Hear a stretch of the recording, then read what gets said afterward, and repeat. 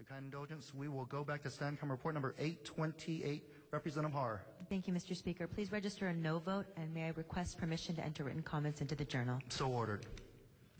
Further discussion on 828, stand-come report 828. Representative Ng. Yes, same measure, in strong support.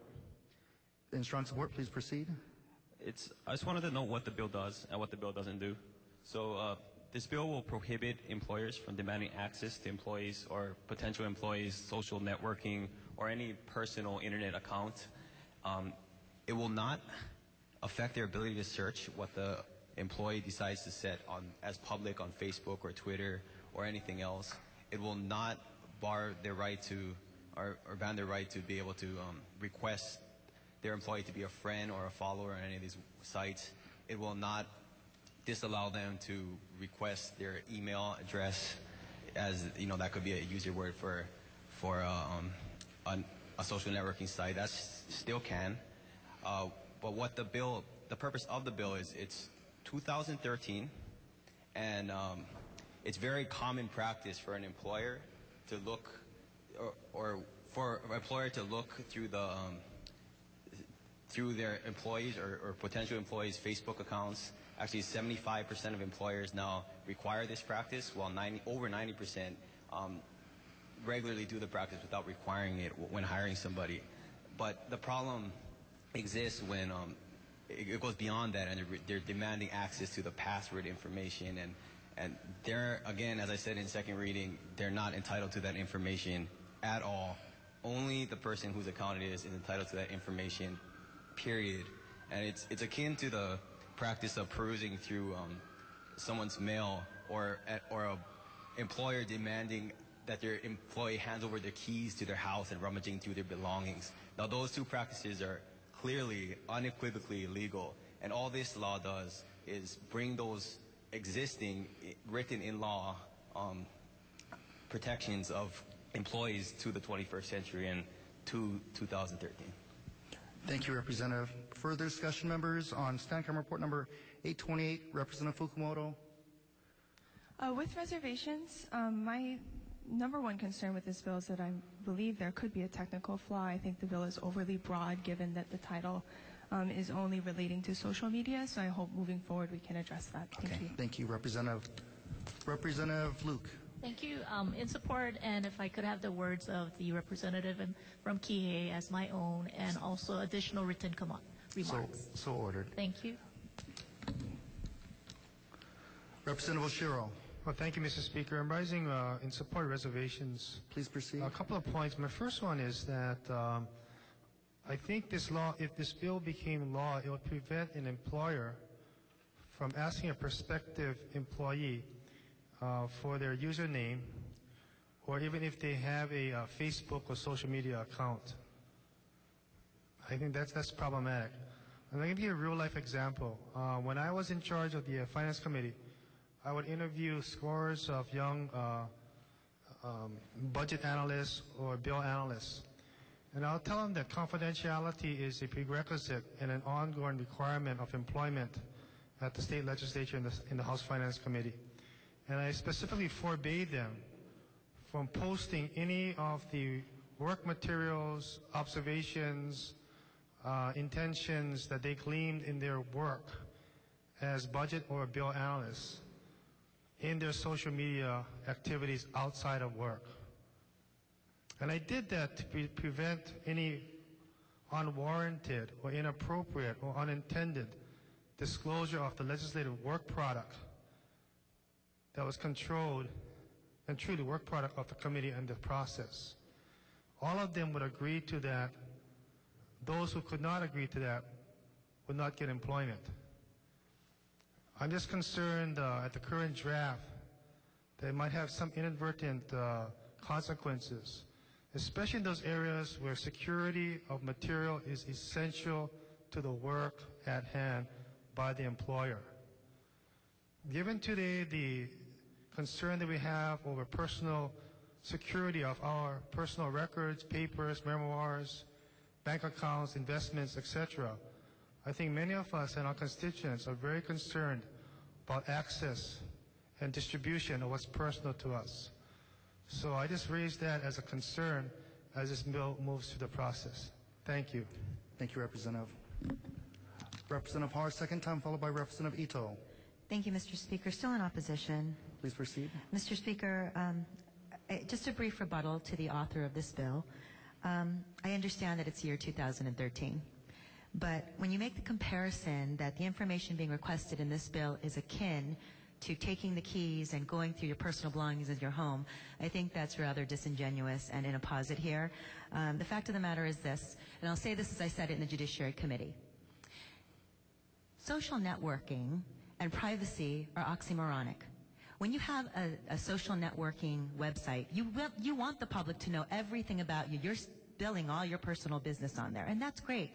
But my concern arises from the fact that language was removed from this bill that would have allowed law enforcement to request or require an employee or potential employee to access a personal account in the presence of law enforcement agency, the employer, or to divulge any personal account. That's what my concern is. So in the event you have someone who could potentially, there's allegations this person is a molester, a child molester, or whatnot, I think law enforcement should still have that ability, and that was what was removed from this bill, and that's what my concerns raised from. Therefore, I still stand in opposition. Thank you, Mr. Speaker. Thank you. Representative Ito, followed by Representative Ng a second time. With reservations. With reservations, so ordered. Representative Ng? To speak to 2 points that were raised, Still in support.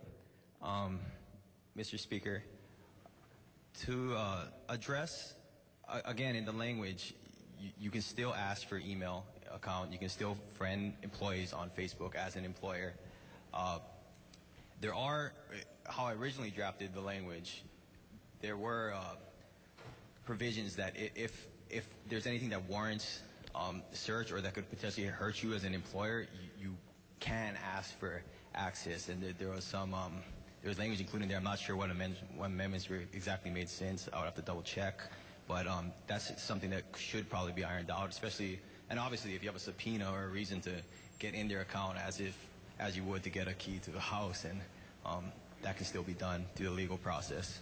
But in terms of social media privacy being oxymoronic, I'm going to stand in complete opposition to that statement, because you know, it's easy for people who weren't accustomed or aren't regular users of social media to make those kind of broad statements that these kids that use these websites are these narcissistic egomaniacs who just want to get out there and be exhibitionists. But that's really, you know, these are valid tools of communication, and you're selective. Like, you're selective of what you put on and what you don't. And we can liken this to the white pages. Yes, you put your phone number on there so it can be public. You choose to put your phone number there so it's public. But you're not allowing the white pages or your boss to check your voicemail by opting into that service. So just like Facebook, it's completely selective what you put on. Of course, you need to be very careful, and I think, I mean, you choose what you put on there, and I know people that do not even use the public features of these social media accounts like Facebook, but rather don't put any pictures themselves, but use it as an easy way to connect to numerous friends back from high school or whatever, very efficiently. So I find it very misleading to pigeonhole the whole idea of social media privacy as being oxymoronic. Okay, thank you, Representative. Representative Nishimoto, followed by Representative Rhodes. Thank you. In support with written comments. So ordered. Representative Rhodes. Mr. Speaker, in support. Please proceed. It's true at the Judiciary Committee we did remove a section having to do with law enforcement investigations with regard to social media. However, law enforcement will still be able to do the same investigations they've always done, which are very intrusive, which, as far as my understanding, include lie detector tests and extensive background checks. They just won't be able to ask for a person's username or password, just as they won't be able to go through snail mail or ask for a search warrant of the potential applicant's apartment. Mahalo. Thank you, Representative. Mr. Speaker. Representative Fale. In opposition. Please proceed. And may I have the words of the representative from Kapolei inserted as my own? So ordered. Representative Fukumoto. I'm sorry, Mr. Speaker. At the appropriate time, can we go back to SCR 830? 8:30. Okay. Thank you. Representative Takai, Thank you. I rise in support of this measure. please proceed. Thank you. I'd like the words of the representative from Kihei into the journals if they were my own. So ordered. Thank you. His first part, his first speech. Thank you. You know, I think this is an important bill. In fact, if you take a look at what the military is doing right now, they're all shifting towards social media and to email. And I can tell you that even in the war zone, the military is encouraging soldiers and service members to utilize social media, whether it be Facebook or Twitter or whatnot. And they're encouraging that because they understand the necessity of keeping in contact with family and friends and how powerful these social media tools are. And I think that you know, that's what we should be encouraging as well, whether we're employers here or whether we're employers elsewhere. And the fact is, the military, being that they're so conscious of cyber crimes or just release of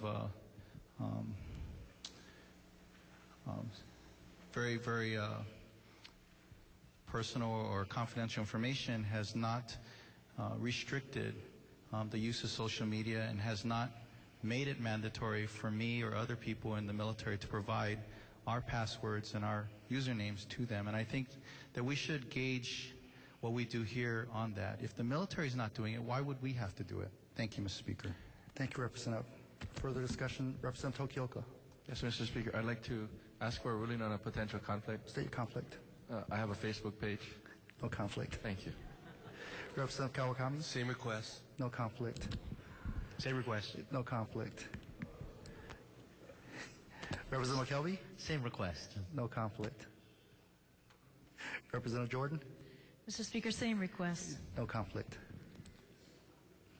Thank you, members. Members, with your kind indulgence, I'm going to move to House Representative Cabanilla. We're still on Stand-Come Report 828. Yes, Mr. Speaker. Okay. With reservations, and I just want to make a quick rebuttal. The military that I know do not allow you to use Facebook. You are not allowed during working hours on government computers to use Facebook. And furthermore, in theater, in the war zone, you're not supposed to, because you might disclose where you're at. So I don't know what military branch says that it's encouraged. It's definitely discouraged, and you're not supposed to use military equipment for your Facebook account. Thank you, Mr. Speaker. Okay. Thank you for the clarification. Members, Mr. Speaker. Representative Takai. Thank you. A second time in support. Thank you. Please proceed. You know, I think the previous speaker should just take a look at the Army regulations, and especially as it pertains to deployed service members. If you take a look at what the military is doing right now, they are encouraging service members to keep in contact with their family and friends through social media. I believe the representative from Laie can vouch for this as well. The only thing that they restrict is the dissemination of sensitive information, and in the times of a KIA or something similar, that they put a gag order on us, and we're not allowed to communicate for, let's say, 48 hours. But I can tell you, without a doubt, that the military currently is encouraging service members to keep in communication with their families and friends through social media, and they do not require the providing of their username or password to the military. Thank you, Mr. Speaker. Thank you. Members, Representative Fale, is this a second or third time? This is a second time, Mr. Speaker, and I would like to say that two of the previous speakers were both correct, depending on what your job is. As a member of the JAG Corps in the United States Army, there are situations and certain jobs that allow you to use social media, and there are other occupations within the military that do not permit you to use social media. So I got to say that they're both correct, Mr. Speaker. Thank you for the clarification. Members, we had a substantial amount of discussion on this measure. Can we move on to Stand-Com Report number 830, Representative Fukumoto?